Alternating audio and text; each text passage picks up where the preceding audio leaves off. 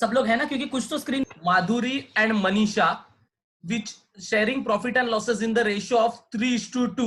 So the old profit sharing ratio is 3:2 as on 31st March 2019. Balance sheet is given to us. Capital account of Madhuri and Manisha. Then we have sundry creditors and then we have bills payable. Is that clear? Then on the asset side we have building, plant and machinery, stock, debtors. Then we have less RDD, bank balance and furniture. This is what is given to us as on 31st March 2019. On 1/4/2019, that is on 1st April, Mohini is admitted on the following terms. So the new partner is Mohini. Okay, so she is admitted on the following terms. She is to pay rupees 1 lakh as her capital and rupees 40,000 as her share of goodwill. So 1 lakh capital and 40,000 as her share of goodwill. I hope this is clear. Okay. The new profit sharing ratio is going to be 5:3:2. So new profit sharing ratio is given to us in the sum. New profit sharing ratio 5:3:2. Okay. The buildings are revalued as under. So building 1 lakh. Building is to be revalued at 1 lakh. So I'm putting a tick mark on building. Plant and machinery 48,000. I'm putting a tick mark on plant and machinery as well. Then RDD is to be increased up to rupees 4,000. So RDD 2,000 का है, लेकिन they have said कि it is to be increased up to rupees 4,000. So I'm putting a tick mark on RDD as well. Clear? Then further, the old partners decided to retain half of the amount of goodwill in the business. The old partner decided to retain half of the amount of goodwill in the business. देशो मतलब क्या दिया है, जो भी goodwill Mohini लेके आने वाली है उसका हाफ वो लोग रिटेन करने वाले हैं. रिटेन करने वाले हैं मतलब रखने वाले हैं. तो dear student, what does this means? अगर हाफ रिटेन करने वाले हैं उसका मतलब हाफ गुडविल क्या करने वाले वो लोग? विड्रॉ करने वाले हैं. Is that clear? So instead of giving कि हाफ गुडविल विड्रॉ करेंगे, जैसे लास्ट टाइम हमने देखा था, लास्ट टाइम के सम में देखा कि गुडविल हाफ विड्रॉ करेंगे, ऐसे बोला था हमें. तो ये सम में हाफ गुडविल विड्रॉ करने के लिए बदले उन्होंने बोला हाफ गुडविल रिटेन करने वाले हैं. So that means one and the same thing. So do remember, dear students, half goodwill is retained, so half goodwill is going to be withdrawn. So in this sum, the goodwill is going to be withdrawn by the old partners, and not all the goodwill is going to be withdrawn. Only half of the goodwill is going to be withdrawn. That's what we have to remember. ठीक है? तो यहाँ पे जो concept of goodwill हम करने वाले हैं ये sum में, and that concept of goodwill is goodwill brought in cash and half goodwill withdrawn.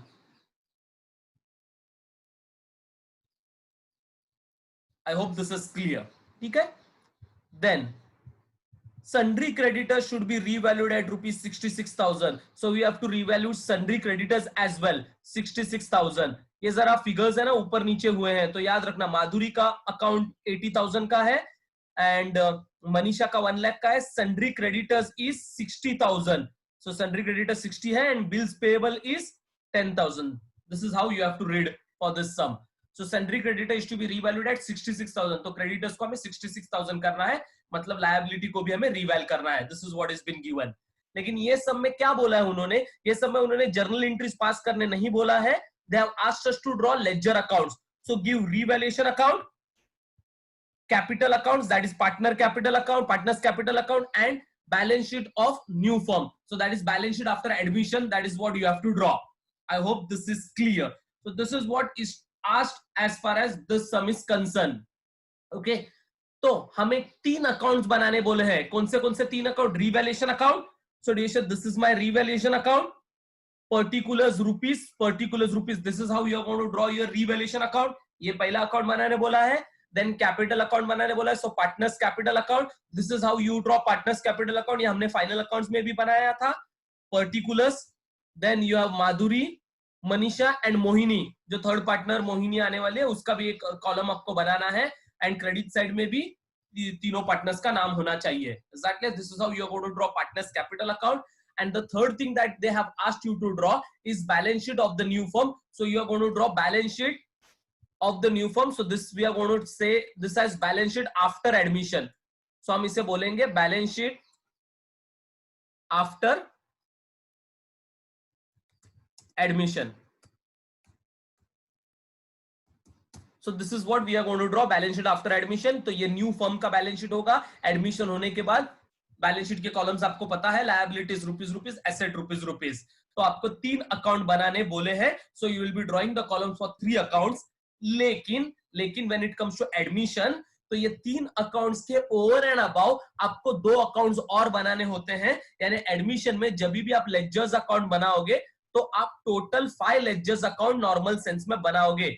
So ledger accounts अब 5 बनाओगे, उसमें से 3 उन्होंने बनाने बोले हैं. तो आप 2 अकाउंट खुद से बनाओगे and you will be naming it as working note. So you will be drawing it as a working note. Working note में आप 2 अकाउंट और बनाओगे. एक है गुडविल अकाउंट एंड दूसरा है बैंक अकाउंट. हमने लास्ट सम में देखा था कि हमको बैंक अकाउंट का जरूरत पड़ता है क्योंकि हमको बैलेंस शीट बनाने के लिए बैंक बैलेंस कितना है आफ्टर एडमिशन ये जानना होता है. So you have to draw bank account as well. So this 2 account is additionally you are going to draw liabilities. And liabilities में पहला कैपिटल अकाउंट है. ठीक है, तो कैपिटल अकाउंट से हम शुरू करेंगे. पोस्टिंग करना, इसको बोलते हैं हम पोस्टिंग कर रहे हैं. तो पुराना बैलेंस शीट में से हम लोग पहले पोस्टिंग करेंगे. कैपिटल अकाउंट माधुरी का दिया है 80,000 एंड मनीषा का दिया है 1 lakh. So will be taking capital account to partners capital account. हमने कैपिटल के लिए पार्टनर्स कैपिटल अकाउंट ओपन किया है. So there we are going to write it on the credit side. तो कोई भी लायबिलिटी साइड का हम बैलेंस जब लेते हैं तो हमको क्रेडिट साइड में ब्रॉट डाउन करना है, याद रखना. So by balance brought down and the balance of Madhuri is 80,000 and that of Manisha is 1 lakh. So I'm going to write 80,000 in the column of Madhuri and 1 lakh Manisha के column में मैं लिखने वाला हूं. I hope this is clear. Okay, this is what we are going to do as balance brought down. तो पहले हमने capital account में से माधुरी और मनीषा का बैलेंस ब्रॉट डाउन किया है क्योंकि कैपिटल का अकाउंट है इसलिए हमने अकाउंट में कैपिटल को लेके गए. ठीक है, देन कम सन्ड्री क्रेडिटर्स. अब सन्ड्री क्रेडिटर्स के लिए कोई लेजर अकाउंट हमने नहीं बनाया है तो सन्ड्री क्रेडिटर्स स्ट्रेट अवे आपके बैलेंस शीट में जाएगा लेकिन उसके ऊपर टिक मार्क है. So you are going to write it in the inner column. So sundry creditors हम नए बैलेंस शीट में लिखेंगे लेकिन इनर कॉलम में लिखेंगे क्योंकि टिक मार्क है उसके ऊपर. So second item is sundry creditors. I am going to write it in the balance sheet. So leaving space for capital to write capital accounts, I am writing sundry creditors. And I am going to write it in the inner column, dear students, क्योंकि उसके ऊपर tick mark है. And sundry creditor is 60,000. I have written it in the inner column and I am drawing a line for adjustment. ठीक है, तो sundry creditors हो गया लिख के. Sundry creditors के बाद next item जो है वो है bills payable. So bills payable का बैलेंस 10,000 का है. So we are going to write bills payable. उसके ऊपर कोई टिक मार्क नहीं है. bills payable हम लोग डायरेक्टली बैलेंस शीट में ही लिखने वाले हैं, लायबिलिटी साइड में लिखने वाले हैं एंड 10,000 आउटर कॉलम में. So bills payable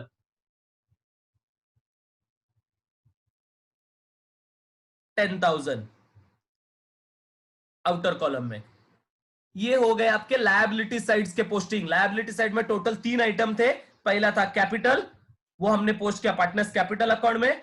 दूसरा है सन्ड्री क्रेडिटर्स, वो हमने पोस्ट किया लायबिलिटी साइड में. एंड तीसरा है बिल्स पेएबल, ये हमने पोस्ट किया लायबिलिटीज में. सो ये तीनों भी बैलेंसेस पोस्ट हो गए as far as liabilities are concern. Then we are moving on to the asset side. Asset side पे सबसे पहला आइटम है building. We don't have a separate account for building, तो बिल्डिंग भी जाएगा डायरेक्टली बैलेंस शीट में. So building 72,000. So balance sheet में हम लेके जा रहे हैं बिल्डिंग 72,000 और बिल्डिंग के ऊपर टिक मार्क है जहां तक आपने देखा है. So building we are going to write it in the inner column 72,000.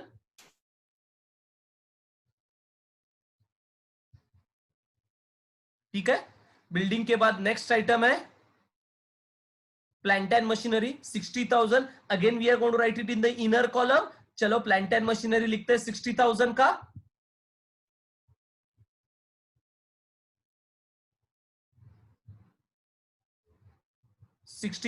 Inner column and एक लाइन छोड़ के वापस लाइन ड्रॉ करेंगे. फिर प्लांट एंड मशीनरी होने के बाद स्टॉक है. स्टॉक में कोई टिक मार्क नहीं है. So stock again we are going to write it in the asset side and 48,000 outer column में. So stock 48,000 in the outer column. Stock के बाद नेक्स्ट आइटम डेटर्स है, डेटर्स 42,000 है, ठीक है। तो डेटर्स पे कोई भी टिक मार्क नहीं है, debtors as it is we are going to write, लेकिन आरडीडी चेंज है, आरडीडी 2000 नहीं, आरडीडी हमको 4000 का मेंटेन करना है, तो आरडीडी में हमें एडजस्टमेंट है। So how are we going to write this thing, ये कैसे लिखने का वो समझो जरा। सो डेटर्स 42,000 का है, so how I am going to write this, ये देखो डेटर्स 42,000 इनर कॉलम में हम लिखने वाले हैं, डेटर्स में कोई भी चेंज नहीं है, लेकिन आरडीडी में चेंज है, तो हम लिखने वाले हैं लेस आरडीडी, लेकिन 2000 जाके मत लिखना because we have to change it to 4000। तो हम क्या करेंगे, जो 2000 उन्होंने दिया वो ब्रैकेट में लिखने वाला है 2000, ठीक है, और यहाँ पे ब्रैकेट क्लोज करके रखेंगे ताकि हम बाद में इसका एडजस्टमेंट कर पाए, ठीक है। This is how you have to do as far as RDD is concern. तो जो भी आरडीडी उन्होंने हमें दिया है वो हम ब्रैकेट में लिखेंगे, और जितना एडिशन हमें ऐड करना है वो हम बाद में एडजस्टमेंट के टाइम ऐड करेंगे। So this is how you are going to show as far as debtors and RDD is concern. तो टोटल आरडीडी जब अपना 4000 हो जाएगा हम उसको डेटर में से माइनस कर लेंगे। Clear with this stuff? Right now we are not doing the adjustment, right now we are only posting it from the old balance sheet. Then further bank balance, अब देखो बैंक बैलेंस के लिए अपने पास separate bank balance का account बनाया है हमने, देखो एडिशनली बैंक अकाउंट बनाया है, सो बैंक बैलेंस अकाउंट में चला जाएगा क्योंकि इसका अकाउंट बनाया है, ठीक है। So bank balance I am taking it to their account. अभी ये एसेट साइड वाला बैलेंस है, और एसेट साइड वाला बैलेंस मैंने आपको कहा था जब भी एसेट साइड वाला बैलेंस आप ब्रॉट डाउन करोगे, बैंक अकाउंट हमने सेपरेटली बनाया है, तो आप डेबिट साइड में ब्रॉट डाउन करोगे, टू बैलेंस ब्रॉट डाउन। कोई भी एसेट साइड का बैलेंस जब ब्रॉट डाउन करोगे तो डेबिट में ब्रॉट डाउन होता है, ये आपको याद रखना है। And you show the balance that we have is 20,000, यानी एडमिशन होने से पहला हमारे पास 20,000 रुपया बैंक अकाउंट में है। This is what it shows, ठीक है। सो हमने बैंक बैलेंस को उसके सेपरेट अकाउंट बनाया है, उसमें वो ब्रॉट डाउन किया है, ठीक है, इतना हमें करना है। Then we have furniture, furniture का हमारे पास कोई सेपरेट अकाउंट नहीं है, तो furniture we are going to write directly in the balance sheet. Asset side में हम लिखेंगे 10,000 का फर्नीचर है, टिक मार्क भी नहीं है, so we are going to write directly furniture 10,000, outer column tick mark नहीं है तो इसे हमको डायरेक्टली आउटर कॉलम में लिखना है। आई होप दिस इज क्लियर। यानी हमने लायबिलिटी साइड के आइटम्स का पहला पोस्टिंग किया, उसके बाद हमने एसेट साइड के आइटम्स का पोस्टिंग किया, हमारा पोस्टिंग कंप्लीट हो गया।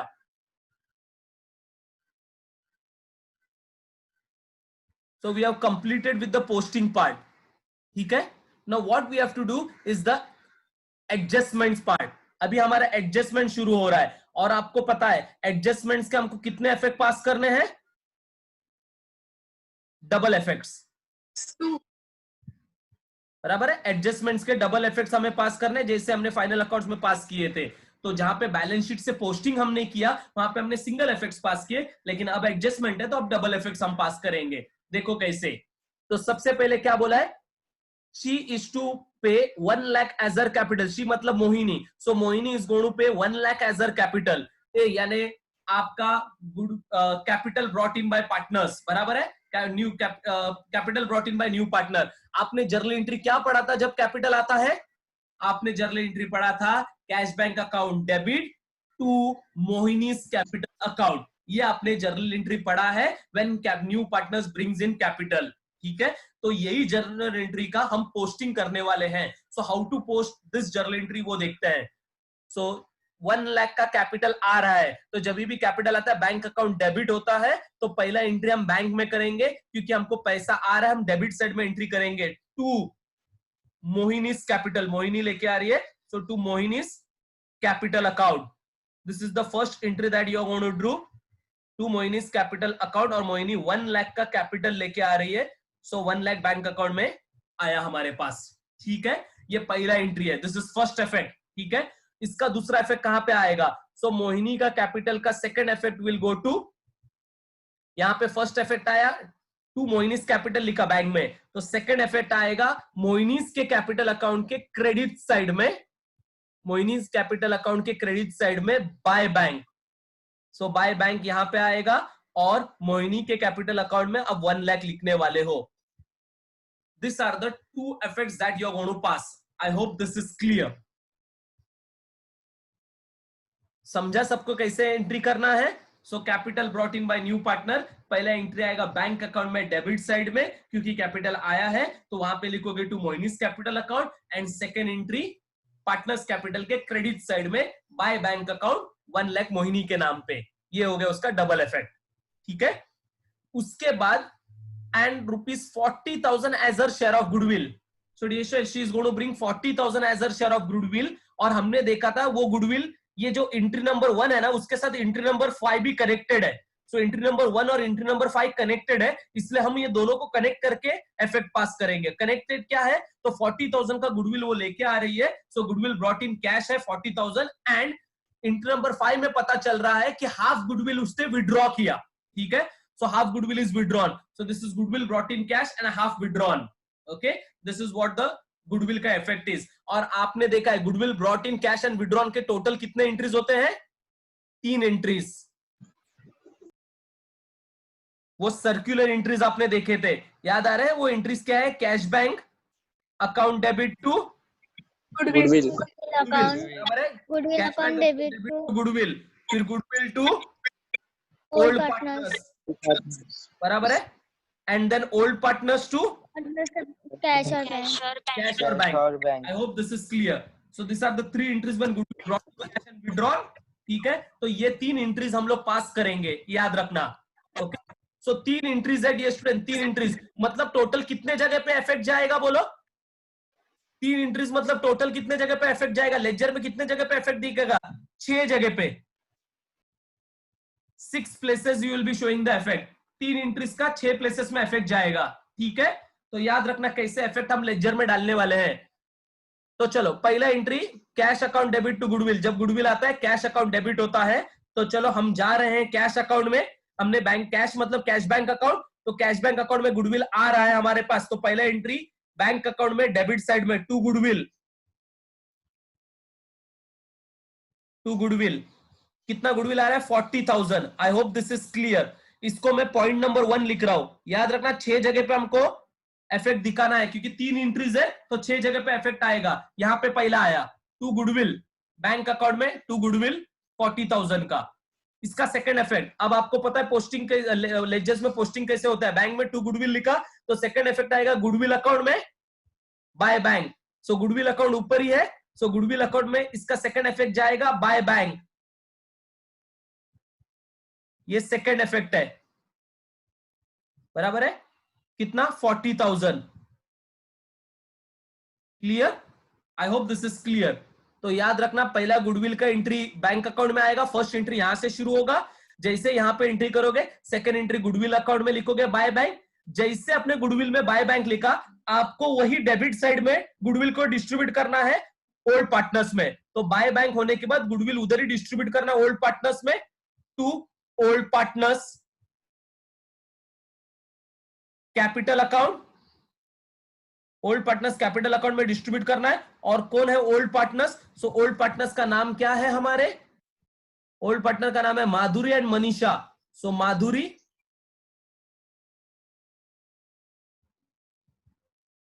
एंड मनीषा, उनको डिस्ट्रीब्यूट करना है। So this will be your third effect. Okay, so first effect यहां पे आएगा बैंक में टू गुडविल, इसका सेकंड इफेक्ट गुडविल में जाएगा। जैसे आपने गुडविल में क्रेडिट साइड में लिखा, आपको उसको डेबिट साइड में दोनों पार्टनर को डिस्ट्रीब्यूट करना है, ठीक है। अब बताओ मुझे डिस्ट्रीब्यूट कौन से रेशियो में होता है dear students? You know the goodwill is distributed in sacrifice ratio. We have learned the goodwill is to be distributed in sacrifice ratio. Understood? ठीक है, तो sacrifice ratio के लिए हमको सम में जरा एक बार वापस करते हैं। अब मुझे बताओ ये सम में उन्होंने अपने को न्यू रेशियो दिया है कि नहीं दिया है? दिया है। दिया है। New ratio is given to us. और मैंने आपको एक कॉन्सेप्ट सिखाया था, जब भी न्यू रेशियो दिया होता है तो हमको सैक्रिफाइस रेशियो कैलकुलेट करना पड़ेगा with the help of formula. Understood all of you? That I have taught you कि whenever new ratio is given to us, we will be calculating the sacrificing ratio with the help of formula. अगर new ratio नहीं दिया रहता था तो हम old ratio को ही क्या लेते थे, सैक्रिफाइसिंग रेशियो कंसिडर करते थे। लेकिन ये सब में ये 3:2 सैक्रिफाइसिंग रेशियो मत लेना, क्योंकि न्यू रेशियो दिया है, we will be calculating sacrificing ratio. तो हम कैलकुलेशन में जा रहे हैं, कैलकुलेशन ऑफ सैक्रिफाइसिंग रेशियो, यहां पे मैं लिख रहा हूं।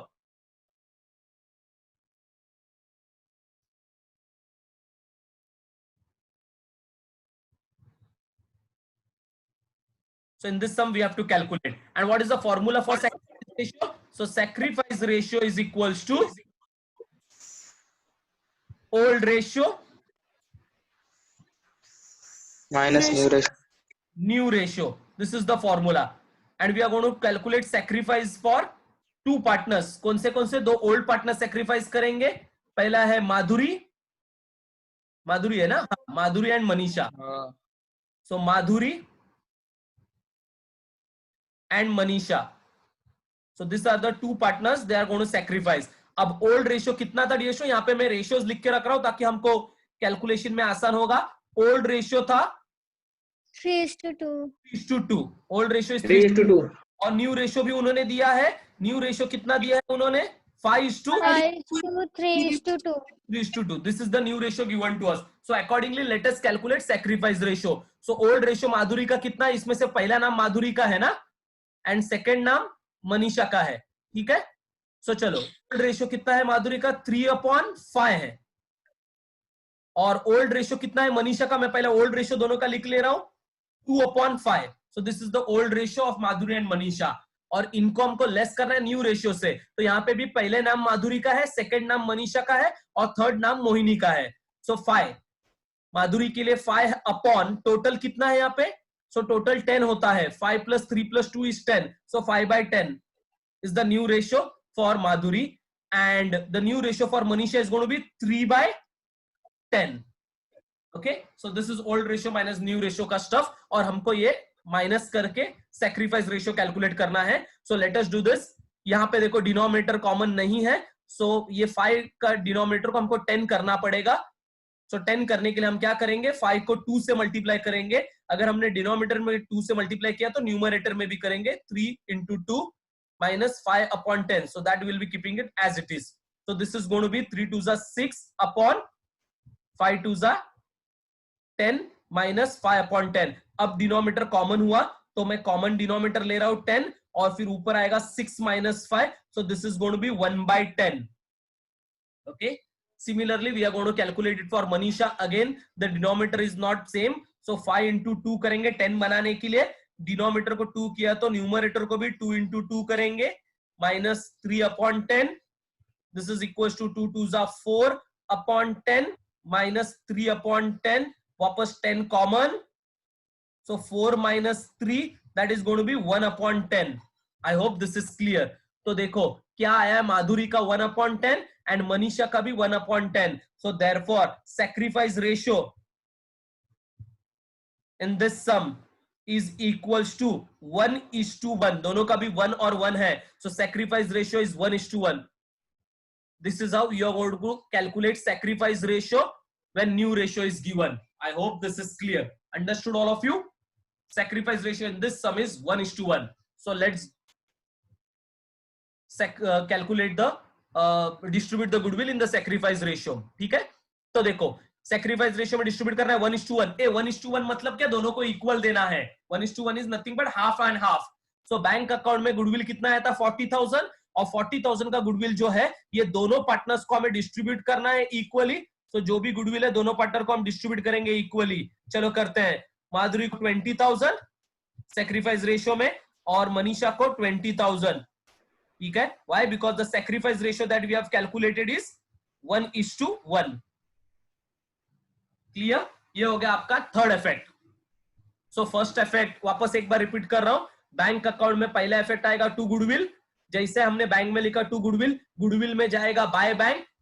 सेकेंड इफेक्ट, जैसे गुडविल में बाय बैंक लिखा, गुडविल में ही टू ओल्ड पार्टनर्स लिखोगे.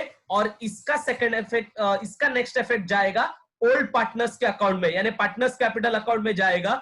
सो fourth effect will go to partners capital account. By कहां से लेके आ रहे हो आप? कौन से अकाउंट से लेके आ रहे हो? गुडविल अकाउंट से लेके आ रहे हो, बराबर। तो यहां पे आएगा by goodwill, this is going to be the fourth effect, ठीक है। माधुरी को कितना गुडविल क्रेडिट कर रहे हैं हम? 20,000, एंड मनीषा को कितना कर रहे हैं? 20,000।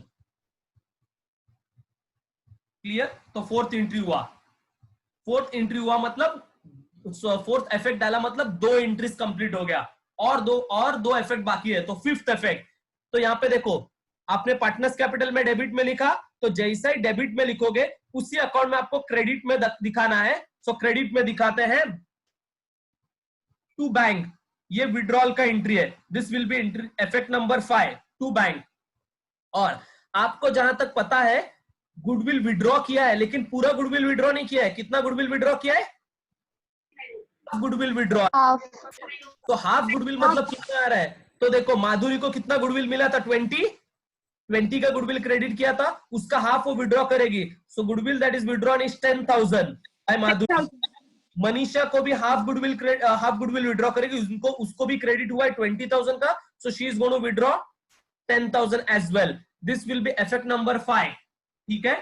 और यहाँ पे क्या लिखा है? टू बैंक लिखा है, पार्टनर्स कैपिटल में टू बैंक लिखा है, तो लास्ट इफेक्ट जाएगा बैंक अकाउंट में, क्रेडिट साइड, बैंक अकाउंट के क्रेडिट साइड में। बाय कहां से लेके आए? पार्टनर्स कैपिटल अकाउंट से लेके आए, पार्टनर्स कैपिटल अकाउंट, और 2 जन के अकाउंट में से लेके, इसलिए अंडरलाइन करूंगा।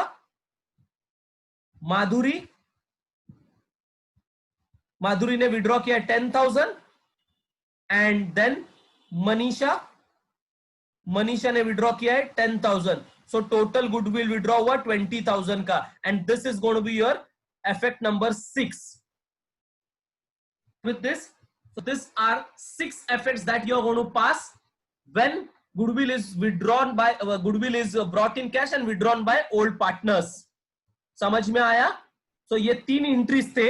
लेजर जर्नल बनाते समय हम 3 एंट्रीज डालेंगे, लेकिन लेजर बनाते समय हम लोग को 6 जगह पे उसका इफेक्ट दिखाना पड़ेगा। तो टोटल 6 जगह पे हमने इफेक्ट दिखाया, मैंने काउंट करके आपको बताया, और मैंने नंबर्स भी लिखे हैं कौन से 6 जगह पे इफेक्ट आए। I hope this is clear to you, ठीक है। Further, let's go for entry number 3 then. The assets are to be revalued as under. So revaluation start हुआ है, assets को reval करना है, building को 1 लाख करना है। तो चलो देखते हैं building कितना लिखा है हमने। So building is 72,000 dear students. So we have written building as 72,000. अब गलती से यहाँ पे 1 लाख मत लिख लेना dear student, that will be wrong. 1 lakh reval करने बोला है, तो 1 लाख inner column में नहीं लिखना है, 1 lakh we have to write it in the outer column. So यहां से मैं रब कर रहा हूं, ये गलती से 1 लाख इधर नहीं लिखना, we'll be writing that 1 lakh in the outer column. So 1 lakh building को रिवैल करना है। दैट मींस डियर स्टूडेंट्स, हमको ये पता चल रहा है अगर बिल्डिंग को 1 लाख करना है तो हमें बिल्डिंग में ऐड करना पड़ेगा, लेस करके नहीं चलेगा, डेप्रिशिएट करके नहीं चलेगा, तो हमको एप्रिशिएट करना पड़ेगा। So we have to appreciate building, और कितना appreciate करना पड़ेगा? तो the difference between these two, so 1 lakh and 72,000 का difference आ रहा है 28,000 का। So 28,000 is what we have to appreciate. ये आपको याद रखना है। Building is to be revalued to 1 lakh बोला है, so we have written 1 lakh in the outer column, और 1 lakh outer column में लिखने के बाद हमें पता चला बिल्डिंग 72,000 का है, उसका मतलब बिल्डिंग का वैल्यू को इंक्रीज करना है by 28,000। ठीक है, ये पहला इफेक्ट हुआ, और इसका दूसरा इफेक्ट जाएगा, हमने रीवैल किया है, यहाँ पे बिल्डिंग का वैल्यू ऐड हुआ है, और जैसे बिल्डिंग ऐड हुआ हमारा फायदा है, हमने देखा था फायदा होता है तो रिवैल्यूएशन के क्रेडिट में जाएगा by building. Do remember, it will go to the credit side by building 28,000। 28,000 का हमने रिवैल्यूएशन किया है। This is how revaluation goes. ठीक है, plant and machinery rupees 48,000। So plant and machinery we have to reval at 48,000. Let's go on plant and machinery. So plant and machinery is 60,000, but they have asked you to reval at 48,000. तो आपको plant and machinery के outer column में लिखना है 48,000. Whatever revaluation they want us to do, हम outer column में उसे लिखेंगे। तो हमको plant and machinery का वैल्यू को 48,000 करना है, हम outer column में लिख रहे हैं। Plant and machinery 48,000. अब यहाँ पे ऐड नहीं करना है, हमें यहाँ पे लेस करना पड़ेगा. So less depreciation. Whenever we are adding, we will be writing appreciation. Whenever we are deducting, we will be writing depreciation. और यहाँ पे कितना हम लेस करें तो ब्रैकेट में लिख रहा हूं. So 60,000 हमें 12,000 लेस करना पड़ेगा. So 12,000 is the amount that we are going to reval as far as plant and machinery is concerned. ठीक है. अब डियर स्टूडेंट्स, यहाँ पे देखो एसेट का वैल्यू कम हुआ है, और एसेट का वैल्यू कम हुआ तो अपने लिए लॉस हुआ है, और लॉस का सेकंड इफेक्ट किधर जाएगा? रिवैल्यूएशन अकाउंट में जाएगा, लेकिन यहाँ पे डेबिट में जाएगा टू Debit side. 12,000.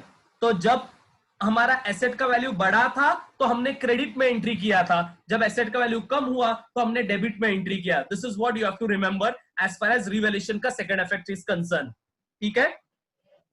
उसके बाद उन्होंने क्या बोला है? RDD is to be increase up to ₹4,000. So RDD को हमको बढ़ा के 4,000 करना है. That is what they have said. So चलो आरडीडी कितना है देखते हैं. तो देखो यहाँ पे लिखा है डेटर को कुछ नहीं करना है, आरडीडी को चेंज करना है. तो आरडीडी देखो कितना है? 2,000 है, और उसको हमको बढ़ा के कितना करना है? 4,000. तो आरडीडी को हम ऐड करना पड़ेगा. कितना ऐड करना पड़ेगा? 2,000 ऐड करना पड़ेगा, क्योंकि 2,000 ऐड करने से वो कितना हो जाएगा? 4,000 हो जाएगा. हमको 4,000 करने बोला है, तो ऑलरेडी 2,000 था, हमको 2,000 ऐड करना है ताकि वो 4,000 हो जाए. और जैसे इधर 4,000 लिखा, हमको ये लेस करके फिगर आएगा 38,000 का. That will be the debtors का net balance in the outer column after deducting RDD. Clear? अब यहाँ पे स्टूडेंट्स गलती क्या करते हैं? देखो ये तो आरडीडी 4,000 तो उन्होंने कर लिया. सेकंड इफेक्ट, आरडीडी बड़ा है, आरडीडी बढ़ा है तो हमारे लिए क्या है? नुकसान है. So this is a loss for us. याद रखो, whenever we increase RDD this is a loss for us. तो लॉस है तो कहां पे जाएगा? रिवैल्यूएशन में डेबिट साइड में जाएगा टू आरडीडी. लेकिन स्टूडेंट गलती क्या करते हैं? लिखते समय वो लोग गलती से 4,000 डाल देते हैं. 4,000 आरडीडी किया, बट ये याद रखना, आपने 4,000 आरडीडी बनाया है लेकिन ऑलरेडी 2,000 था. तो यहाँ पे आप जब एंट्री करोगे तो 4,000 का एंट्री नहीं करोगे, आपने जितना इंक्रीज किया उतने का एंट्री करोगे. आपने इंक्रीज 2,000 किया है, so you are going to give the effect only of that 2,000. clear with this? सबसे इंपॉर्टेंट याद रखना, यहाँ पे स्टूडेंट्स मिस्टेक करते हैं. डायरेक्टली जाके वहां पे 4,000 दिखते हैं ना उन्हें आउटर कॉलम में, तो यहाँ पे सेकंड इफेक्ट भी 4,000 का लेके आता है, लेकिन सेकंड इफेक्ट 4,000 का नहीं आएगा, खाली 2,000 का आएगा. द रीजन बीन हमने 2,000 आरडीडी ही खाली ऐड किया है. Clear? This is important and this is what you have to remember. Okay.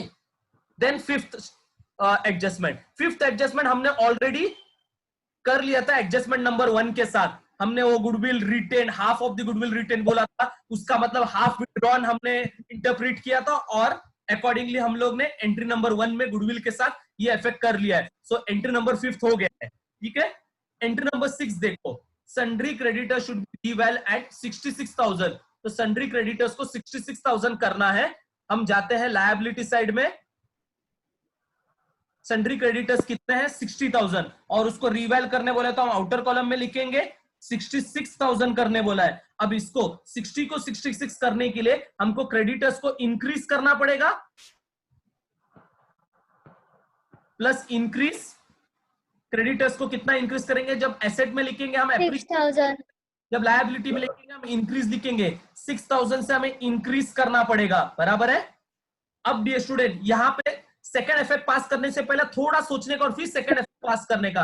ये लायबिलिटी बड़ा है, लायबिलिटी बड़ा है तो अपने लिए फायदा है कि नुकसान है? बताओ. लॉस. लॉस. लॉस है, अपने लिए लॉस है. और अगर लॉस है तो हमको इसका सेकंड इफेक्ट कहां पे लेके जाना है? बताओ. रिवैल्यूएशन में कहां पे लिखूंगा मैं? रिवैल्यूएशन में Debit side. में लिखूंगा टू सन्ड्री क्रेडिटर्स. और कितना बढ़ाया हमने सन्ड्री क्रेडिटर्स को? 6,000 से. I hope this is clear. Understood all of you? तो सारे एडजस्टमेंट्स हो गए हमारे, and now we are going to close the accounts.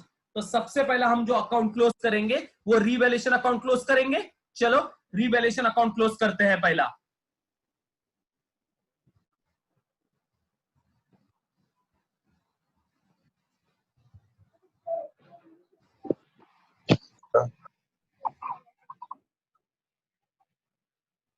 I think which side is greater, dear students?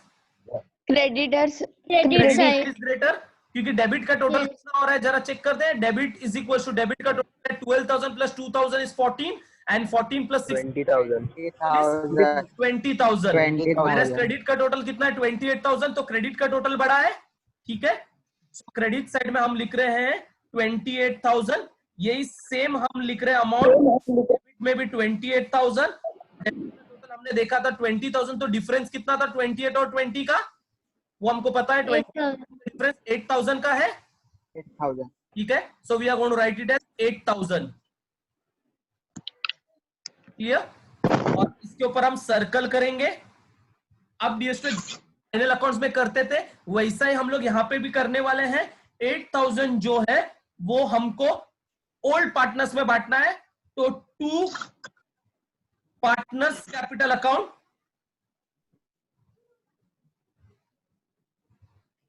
यहाँ पे 2 पार्टनर्स कैपिटल अकाउंट हम लिखने वाले हैं क्योंकि कैपिटल में देना है. और डियर स्टूडेंट्स हमको ओल्ड पार्टनर में बांटना है. सो ओल्ड पार्टनर का नाम क्या है? माधुरी एंड मनीषा. यहाँ पे देखो मेरा एक लाइन ऊपर चला गया, एक्चुअली मुझे यहाँ पे लिखना चाहिए था. सो माधुरी एंड मनीषा. ठीक है, ये दोनों में हमको बांटना है ये 8,000 को. एंड ये स्टूडेंट कौन सा रेशियो में हम डिस्ट्रीब्यूट करने वाले हैं बताओ माधुरी और मनीषा में? यहाँ पे हम सेक्रीफाइस रेशियो लेंगे कि ओल्ड रेशियो लेंगे? Old. Old ratio. Old sacrifice ratio. Ratio हम खाली गुडविल में लेते हैं. यहाँ पे हम ओल्ड रेशियो लेंगे. याद रखना, सिर्फ गुडविल डिस्ट्रीब्यूट करने के लिए हम सेक्रीफाइस रेशियो लेते हैं. यहाँ पे we will be distributing it in the old ratio. Clear with this? And what is old ratio dear students? The old ratio is equal to कितना? 3:2. Distributing it in the ratio 3:2. तो चलो calculate करते हैं. नीचे यहाँ पे लिखूंगा distribution of revaluation profit है वो. Revaluation profit, that is nothing but revaluation profit you are going to distribute. Debit में है ना तो वो प्रॉफिट है. और 2 पार्टनर्स में डिस्ट्रीब्यूट करोगे, Madhuri and Manisha. Total profit is 8,000 and you are going to distribute it in the old ratio, that is 3:2. So Madhuri को 3/5 and Manisha will be getting 2/5. तो सबसे पहला जैसा हम करते हैं 5 से डिवाइड करेंगे. बराबर है?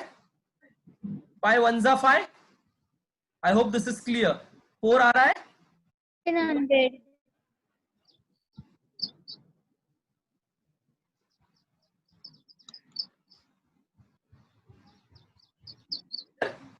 1600 आ रहा है 1,600. into 3.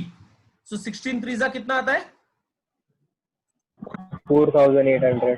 So it is going to be 4,800. और यहाँ पे हम जब डिडक्ट करेंगे ये भी 1,600 ही आएगा. 1,600 into 2 is going to be 3,200. 200. करेंगे तो बराबर 8,000 आ रहा है. यानी 8,000 हमने डिस्ट्रीब्यूट किया among Madhuri and Manisha in the ratio 3:2. So 4,800 and 3,200. तो चलो हम इधर लिखते हैं. अब इनर कॉलम है नहीं लेकिन हम इनर साइड में लिख के बताएंगे. यहाँ पे 4,800 and 3,200 और इनका टोटल जो आ रहा है that is 8,000. I hope this is clear. Understood all of you? यह आएगा आपका रिवैल्यूएशन का प्रॉफिट. इसको हम प्रॉफिट बोलेंगे. डेबिट में आया तो this is revaluation profit for you. Clear this revaluation profit है ये. अब इसका सेकंड इफेक्ट कहां पे आएगा? 2 पार्टनर्स कैपिटल लिखा है तो next effect partners capital account में आएगा. बाय कहां से लेके? अकाउंट से लेके रिवैल्यूएशन अकाउंट से. सो you will be writing it by revaluation account. और किसको किसको आप डिस्ट्रीब्यूट करो? माधुरी और मनीषा को. माधुरी को कितना? 4,800 to Madhuri and 3,200 to Manisha. I hope this is clear. और मोहिनी को कुछ नहीं दे रहे हो इसलिए डैश. ये हो गया आपका नेक्स्ट इफेक्ट. इसका सेकंड इफेक्ट हुआ. उसके बाद आप क्लोज करोगे पार्टनर्स कैपिटल अकाउंट. चलो पार्टनर्स कैपिटल अकाउंट क्लोज करते हैं हम.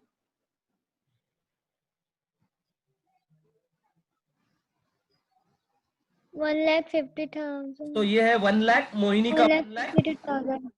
ये है 1,23,200 and this is going to be 1 lakh, कितना आ रहा है 1,04,800. Am I right with the total? Clear? So the same total I'm going to write it in the debit side. 1,04,800, 1,23,200 and 1 lakh. ठीक है, चलो अब डेबिट साइड में क्या amount है देखते हैं. अकॉर्डिंगली बैलेंस कैलकुलेट करते हैं. टू बैलेंस कैरिड डाउन, हम बैलेंस कैलकुलेट करेंगे तो कितना आ रहा है यहाँ पे 1,04,800 है ना, उसमें से 10,000 कम करना है और बैलेंस लेना है क्योंकि 10,000 ऑलरेडी डेबिट में है. So balance is going to be 94,800 Madhuri के लिए. मनीषा के लिए भी बैलेंस कैलकुलेट करते हैं. 1,23,200 है, उसमें से 10,000 वापस लेस करना है. डेबिट में 10,000 है तो ये आएगा 1,13,200 एंड मोहिनी के लिए डेबिट में कुछ भी नहीं है so dash. I hope this is clear. Understood all of you?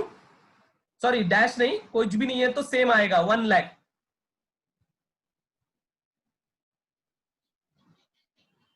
So that is going to be 1 lakh for Mohini. The balance is going to be 1 lakh for Mohini. Clear with this? अब जैसे balance आएगा, ये balance हम कहां पे लेके आते हैं आपको पता है. फाइनल अकाउंट्स भी आपने किया था. पार्टनर्स कैपिटल का जो भी बैलेंस है वो लायबिलिटी साइड में आता है. कैपिटल अकाउंट्स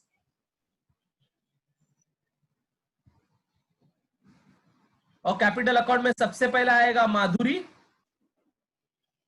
माधुरी का balance is 94,800. Then we have Manisha. Manisha का balance is 1,13,200. Then we have Mohini and Mohini का बैलेंस इज 1 लाख. ठीक है, और हम इनको टोटल करके आउटर कॉलम में लेके जाने वाले हैं. तो इनका टोटल कितना हो रहा है जरा चेक करते हैं.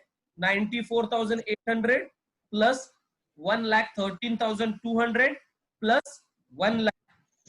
So the total is going to be 3,08,000. I hope this is clear. ठीक है, उसके बाद स्टूडेंट्स क्या करेंगे पता है. ये होने के बाद फिर बैलेंस शीट क्लोज करने जाएंगे. बैलेंस शीट मत क्लोज करना, बैलेंस शीट सबसे लास्ट में क्लोज होगा. हमने 2 अकाउंट और बनाए वर्किंग नोट में, तो वो जब तक क्लोज नहीं होते तब तक बैलेंस शीट क्लोज नहीं होगा. Balance sheet will be closing at the end, वो एंड में टैली होगा. ठीक है, तो हमारे पास 2 और अकाउंट है, उनको क्लोज किए बिना हम बैलेंस शीट नहीं क्लोज करेंगे. तो चलो उनको क्लोज करते हैं. पहला गुडविल अकाउंट. तो देखो क्रेडिट साइड में गुडविल में 40 है और डेबिट में भी गुडविल में 40 है, यानी गुडविल अकाउंट टैली हो रहा है, उसमें कोई भी बैलेंस नहीं है. सो गुडविल 40,000 वो क्लोज हो रहा है क्योंकि जो आया था वो हमने डिस्ट्रीब्यूट कर दिया था पार्टनर में. So goodwill account will close. I hope this is clear. And then goodwill के बाद हमारा बैंक अकाउंट भी है. बैंक अकाउंट हम क्लोज करते हैं. बैंक का डेबिट साइड में मुझे ज्यादा अमाउंट दिख रहा है, सो डेबिट पहले. सो 1 लाख प्लस 40,000 प्लस 20,000, ये तो टोटल कितना रुपया आया था बैंक में देखो ये साल. ये साल मतलब सॉरी एडमिशन के टाइम पे 1 लाख प्लस 40, 1 लाख 40 और 20, टोटल बैंक में 1 लाख 60,000 आया था. उसमें से आपने कितना पे किया? 20 पेमेंट. तो 1 लाख 60 में से आपने 20,000 पे किया ना, ये दोनों का टोटल 20 है. तो 1 लाख 60 में से आपने 20,000 पे किया, तो कितना बचा है आपके पास? 1 लाख 40,000 इज लेफ्ट. तो यहाँ पे भी लिख रहा हूं 1 लाख 60,000 एंड से मैं पे कर रहा हूं 20. So I am going to get a balancing figure of 1,40,000. This we will be writing it as by balance carried down. बराबर है. उसका मतलब क्या होता है देखो, जब भी एडमिशन से पहला हमारे पास कितना बैंक बैलेंस था? 20,000 का बैंक बैलेंस था. और एडमिशन कंप्लीट हो गया, उसके बाद हमारा बैंक बैलेंस बढ़ के कितना हो गया? 1,40,000 को. This is what it means. बराबर है. चलो, तो ये 1,40,000 का बैंक बैलेंस हमको जाके लिखना है बैलेंस शीट में. सो बैलेंस शीट में बैंक बैलेंस एसेट साइड में आएगा, bank balance, and the bank balance that we have after admission is 1,40,000. I hope this is clear. Okay. Now all the accounts are closed, and hence we are in a position to close our balance sheet, and let us check whether the balance sheet is tallying. Okay. Chalo. So first I'm going to close liability side. 1,08,000 plus 66,000 plus. So liability is going to be 3,84,000. ठीक है. चलो asset side का total करते हैं. 1 lakh plus 48,000 plus 48,000 plus 38,000 plus 6,000 plus 1,40,000, and that is also going to be 3,84,000. So our balance sheet after admission is tallying at 3,84,000.